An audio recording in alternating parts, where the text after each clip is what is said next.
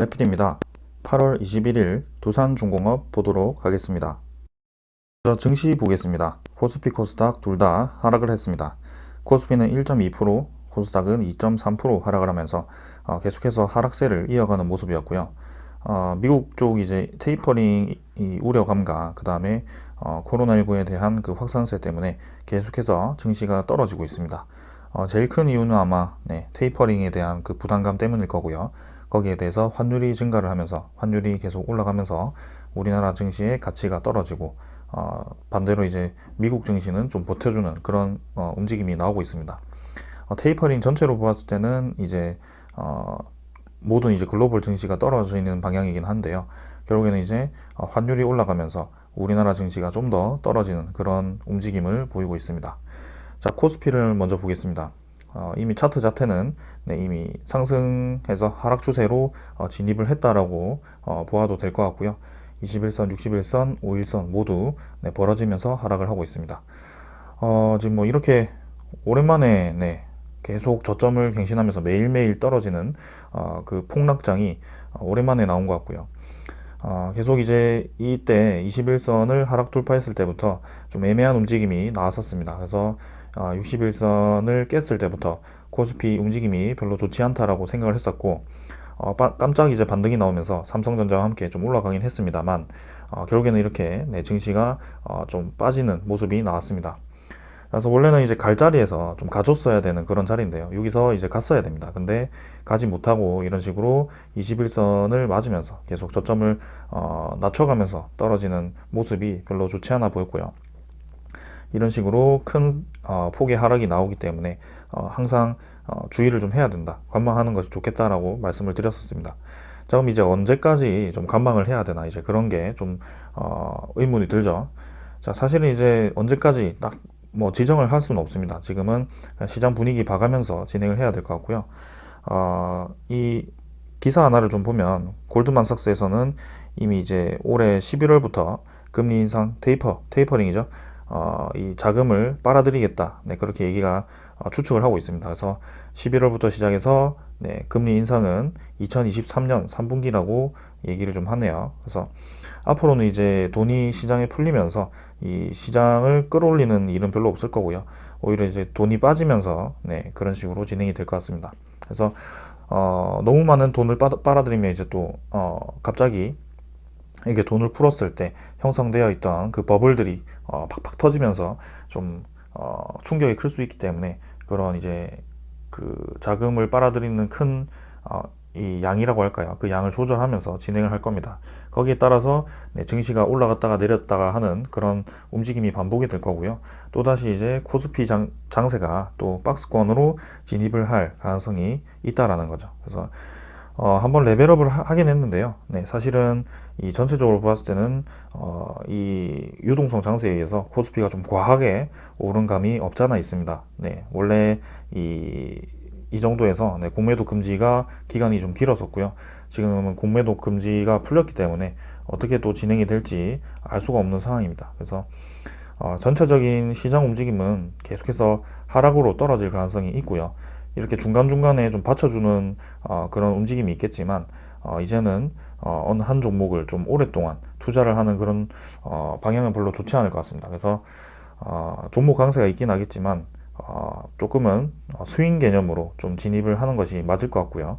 지금은 좀 버티면 이제 전체적인 지수 자체가 이제 빠질 수 있는 그런 위험한 단계이기 때문에 조금은 조심해야 될 것 같습니다.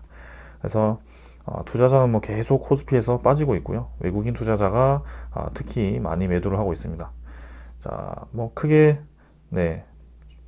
금액으로 보자면 8월 9일부터 지금 하나, 둘, 셋, 넷, 다섯, 여섯, 일곱, 여덟, 아홉 뭐 9일째 지금 매도를 하고 있는 상황이고요. 이 외국인이 다시 들어오는 그것을 좀 봐야 될 것 같습니다. 그 다음에 코스닥은 확실히 이제 하락폭이 너무 크게 나와가지고 웬만해서 이제 올라갔던 종목들도 어제 다 내리면서 마무리를 했고요.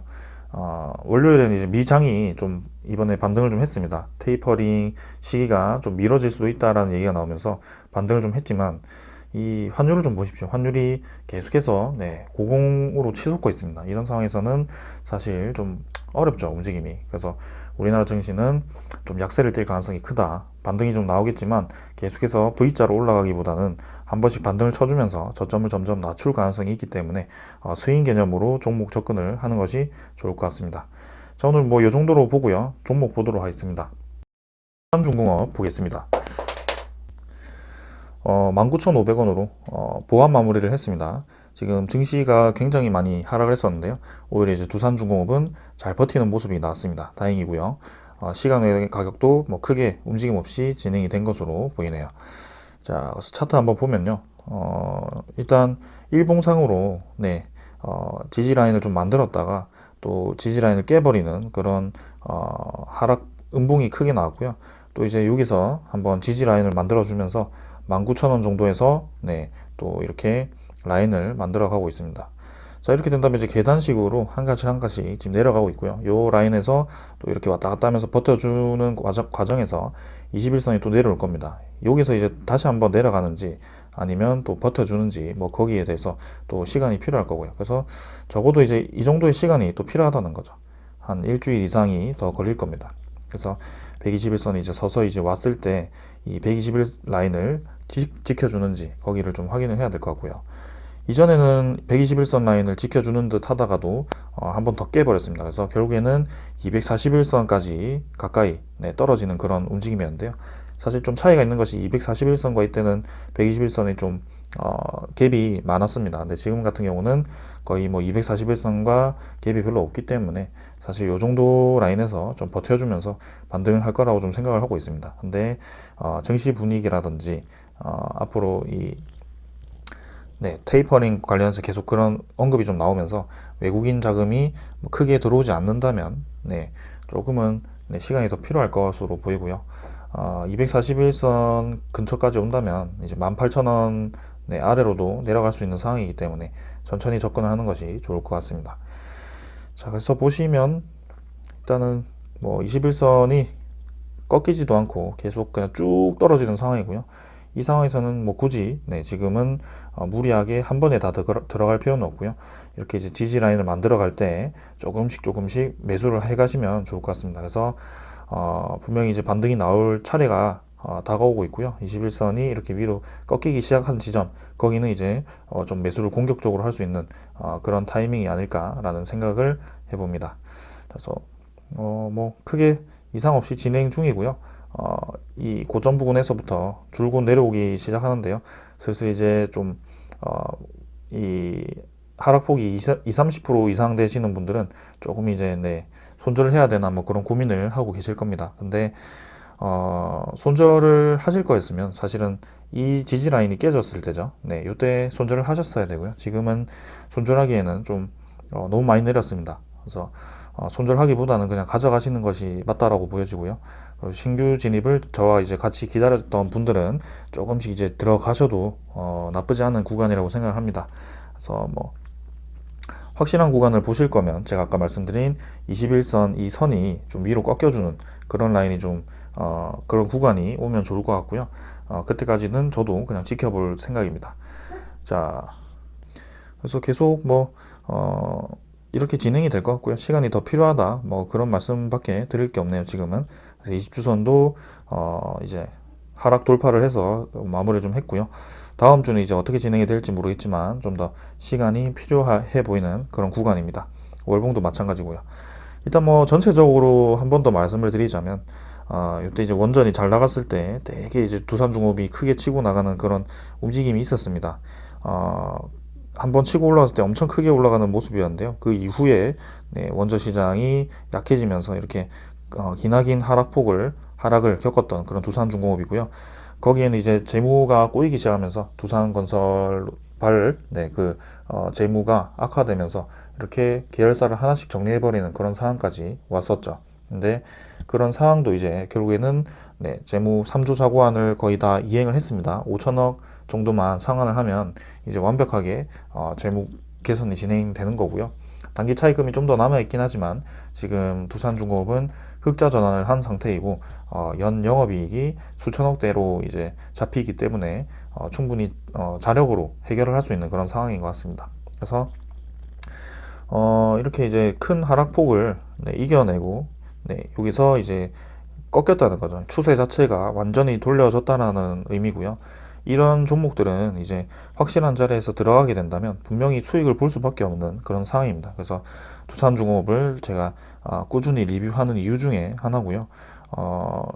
이 파동을 이용할 수 있는 그런 설명을 드리기 좋은 딱 그런 케이스이기도 하고, 오랫동안 하락폭을 겪다가 사업이 살아나면서 완전 추세 돌림을 하는 그런 전형적인 가치 평가주, 저평가주죠. 그렇게 할 수 있는 종목이기 때문에 제가 대표적으로 리뷰를 매일매일 하고 있는 종목 중에 하나입니다. 그래서 지금 뭐 여러분들도 딱 보시면 아시겠지만 장기적인 이 245월봉선까지도 돌파를 앞두고 있기 때문에 저는 충분히 두산중공업 내년에 좋게 진행될 가능성이 크다라고 보여지고요. UAE와 같은 그 원전 수주죠. 그런 큰 건을 또 수주로 해준다면 언제든지 이렇게 크게 폭발적으로 올라갈 수 있는 그런 상황입니다. 근데 이때는 이제 주식수가 좀 작았기 때문에 지금은 이제 크게 올라도 아마 이 정도? 이 정도가 되지 않을까 싶고요. 저는 시가총액 20조 정도는 한번 가보지 않을까 뭐 그런 생각을 해봅니다. 그래서 4만 원 정도까지 이 정도 라인까지는 한번 슈팅이 다시 나온다면 치고 나가주지 않을까라는 생각이고요. 한번 기대를 해보면서 매일매일 리뷰를 해보겠습니다. 자, 투자자는 외국인이 또 150만 주를 매수를 했고요. 기간 99만 9천 주 매수했습니다. 자, 외국인 투자자가 최근에 되게 의미심장하게 움직이고 있습니다. 팔았다가 샀다가 뭐 이런 식으로 진행이 되고 있는데, 사실은 이 두산중공업 자체에 큰 변화는 없지만 지금 증시에는 큰 변화가 있거든요. 증시는 계속해서 이제 외국인 투자자가 매도를 치고 있는데, 그 매도를 치는 와중에도 이렇게 두산중공업을 매수를 해준다는 거죠. 이거는 저는 상당히 의미가 크다라고 보여지고요. 여기서 추정 물량들은 지금 뭐 거의 뭐 팔았다가 샀다가 이런 식으로 크게 변화가 없는 것처럼 보이지만 결국에는 두산중공업 조금씩 사모아가는 것 같습니다. 비중 자체가 좀 늘어나는 모습이고요.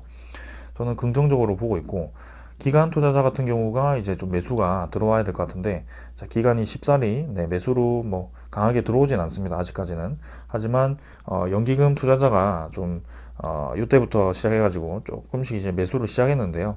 한번 주의 깊게 보도록 하겠습니다. 지금 지분이 이미 5% 정도 잡혀가지고 네이버 증권에서도 주요 주주로 지금 등극을 한 상황이기 때문에 두산중공업의 그 연기금이 가치를 본다면 그 보유 지분 자체를 더 늘려 나갈 가능성이 있습니다. 그래서 그때까지 한번 계속 지켜보겠습니다. 자, 차트는 이 정도로 확인을 하고 두산중공업의 공매도 잔고 한번 확인을 해보겠습니다. 공매도 잔고가 금요일에 또 많이 감소를 했습니다. 40만 주 가량이 감소를 했고요. 서서히 이제 다시 한번 공매도 잔고가 줄어들고 있는 그런 추세로 가고 있습니다. 긍정적으로 보여지고, 이전에도 이제 500만 주까지 감소를 했다가 410만 주죠. 410만 주까지 감소했다가 다시 늘어났다가 또 다시 이제 감소를 하는 추세로 진입을 했고요. 거래량 자체가 최근에 조금 늘긴 했습니다만 늘었다가 줄었다가 늘었다가 줄었다가 이렇게 진행을 하고 있습니다. 뭐 이렇게만 본다면 이제 공매도 잔고 자체에 뭐 큰 변화가 없다. 그래서 뭐 의미가 없지 않느냐라고 생각이 들 수 있겠지만, 사실 최근에 이제 두산중공업에 변화가 있는 것이 대차 잔고입니다. 이게 공매도 잔고가 늘었다가 줄었다가 하고 있지만 실제로는 이제 대차 잔고가 계속해서 상환이 되고 있는 상황이거든요. 그래서 대차 잔고에서 공매도화 시키고 대차 잔고는 줄어들고 그 공매도 잔고가 또다시 상환되고 뭐 늘었다가 상환되고 하긴 하지만, 결국은 이 예비 공매도 잔고인 대차 잔고 자체가 계속 줄어들고 있다는 점이 이제 두산중공업의 앞으로의 이 상승 반전을 예고를 하고 있는 겁니다. 지금 당장은 상승 반전하기 어렵지만 분명히 이제 하락폭도 많이 나왔고요. 줄곧 이제 내려왔기 때문에 저점 부근에 많이 다가왔습니다. 그래서 뭐 다음 달이 될지 다다음 달이 될지는 모르겠습니다만 분명히 상승을 다시 한번 시작을 할 거고요. 증시 분위기 봐가면서 지금 진행할 것으로 저는 생각이 됩니다. 그래서 서서히 뭐 진입을 하셔도 될 것 같고요. 저는 조금 더 기다렸다가 한번 노려보겠습니다. 그래서 대차 잔고의 이 추세 그래프를 좀 본다면 분명히 이제 이때 이제 상승을 할 때 좀 많이 대차 잔고가 늘었었는데요. 5천만 주 가까이, 5천만 주 이상이 되었던 대차 잔고가 이제 1,600만 주까지 감소를 한 상황입니다. 그래서 이렇게 차곡차곡 기다리면 이렇게 우리가 여유롭게 데이터도 분석을 할 수 있고요. 이 기다림에 의해서 이 다가오는 이 기회비용이 엄청난 겁니다. 그죠? 네. 그래서 우리는 무려 2만 원, 3만 원까지 갔던 두산중공업을 이 기다림으로 인해서 지금 만 원대에 살 수 있다는 거죠. 이런 상황이 결국에는 오는 겁니다.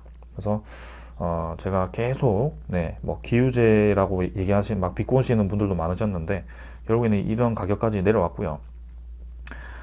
좋은 움직임이 서서히 조금씩 포착이 되고 있습니다. 그래서 대차 잔고도 좀 많이 줄었고 최근같이 이제 외국인 투자자가 증시 전체에서 빠져나가는 모습인데 또 198만 주까지 이렇게 매수를 하면서 보유율 자체가 10%대로 증가를 했습니다. 이건 저는 의미가 크다라고 보여지고요. 10% 이상 이제 보유율이 나오면서 계속 이제 사모아 간다면 분명히 이 외국인 투자자 자체가 매집이 끝난다면 기관 투자자도 들어오고 한다면 다시 한번 상승으로 전환될 가능성이 크다라고 보여집니다. 자, 그래서 거의 이제 다 와가니까 길어봤자 이제 뭐 2달 정도 안에 좀 상승이 나오지 않을까라는 생각이고요. 2달이라고 하니까 좀 길어 보일 수도 있겠지만 결국에는 올라갈 겁니다. 그래서 여유롭게 지켜보는 것이 좋을 것 같고요. 자, 그 다음에는 뉴스 기사 하나 보도록 하겠습니다. 뭐 최근에 이제 계속해서 다른 얘기를 좀 했죠. 재무 얘기도 좀 했고, 그 다음에 뭐 발전소, 유럽에 있는 그 발전소 얘기도 좀 했고, 자, 이제는 원전 해체 시장이 또 얘기가 나오고 있습니다. 그래서 뭐 미래 먹거리라고 친다면 이렇게 가능성이 큰 기업이 몇 개가 찾기가 어렵습니다. 여러 방면에서 지금 플랜트를 기술을 가지고 있고, 신사업, 특히 이제 지구 온난화로 인해서 곳곳에 환경에 대해서 관심을 가지고 있는 그런 상황인데 탈석탄을 진행함으로 인해서 가장 큰 수혜를 받을 수 있는 기업 중에 하나라고 저는 확신을 합니다. 그래서 앞으로의 이 두산중공업의 가치는 얼마가 될지 제가 뭐 대충 그냥 20조라고 얘기를 했지만 20조 이상이 될 수도 있고요. 우리나라 코스피 시장에서 10위 안에 들어가는 기업이 될 수도 있는 상황입니다. 그래서 분명히 이제 그런 빅 사이클이 한번 다가올 건데 그 빅 사이클 전에 지금 좀 진통을 겪고 있는 상황입니다. 그 진통을 우리는 천천히 기다리면서 여유롭게 모아가자는 거죠. 이 외국인 투자자라든지 기관 투자자가 하는 것을 똑같이 하자는 겁니다. 그들의 이제 사이클을 타가지고 그대로 따라가면 우리는 돈을 벌 수밖에 없다. 그런 상황이고, 자, 그래서 123조 원전 해체 시장이 뜬다. 이제 산업통상자원부와 이제 주간계획을 통해서 이렇게 미래 먹거리 점검을 한다고 합니다. 그래서 한수원과 현대건설, 대우건설, 두산중공업이 이제 참여를 했고요. 정부가 이제 원전 해체 산업 추진 현황을 중간 점검하고 지원 방안을 모색한다라고 합니다. 그래서 해체 산업은 이제 필요하죠. 우리나라가 좀 탈원전을 진행하면서 해체 산업이 좀 관심을 좀 받긴 했는데요. 지금 이제 원자력 신규 건설도 진행할 뿐더러 이제 탈원전이 아니죠. 해체까지 이제 진행을 해야 되는 상황이기 때문에 우리나라가 선제적으로 우리나라 내에 그 원전을 해체를 진행하면서 기술을 쌓아간다면 앞으로의 그 해외 원전 해체 시장에서도 좀 선점을 진행할 수 있지 않을까.